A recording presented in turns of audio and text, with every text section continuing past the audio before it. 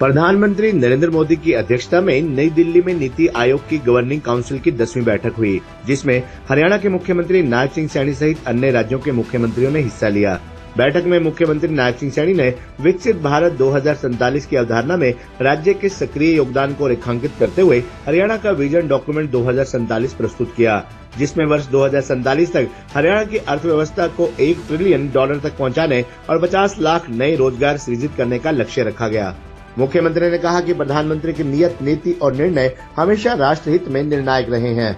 विकसित भारत का विजन आत्मनिर्भर, समृद्ध, सशक्त, सक्षम, समावेशी और तकनीकी रूप से उन्नत भारत के निर्माण का है। इस विजन को साकार करना हम सबकी सामूहिक जिम्मेदारी है। इसमें हरियाणा राज्य की भागीदारी सुनिश्चित करने के लिए हरियाणा सरकार ने राज्य का विजन डॉक्यूमेंट 2047 तैयार किया है, जो राष्ट्र के विजन डॉक्यूमेंट से सामंजस्य करते हुए बनाया गया है।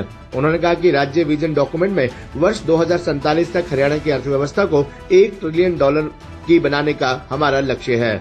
मेरा अनुरोध है कि हरियाणा विजन 2047 को अंतिम रूप दिए जाने के बाद उसे राष्ट्रीय स्तर के विकसित भारत डैशबोर्ड में एकीकृत किया जाए।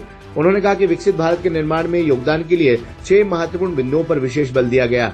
इन बिंदुओं का राज्य के इस वित्त वर्ष के बजट में भी समावेश किया गया है। हमने हरियाणा को भविष्य सक्षम बनाने के लिए डिपार्टमेंट ऑफ फ्यूचर नाम से एक नया विभाग बनाया है। ये विभाग आर्टिफिशियल इंटेलिजेंस, क्वांटम कंप्यूटिंग और रोबोटिक्स जैसी नवीनतम तकनीकों द्वारा विकास की संभावनाओं की तलाश करेगा।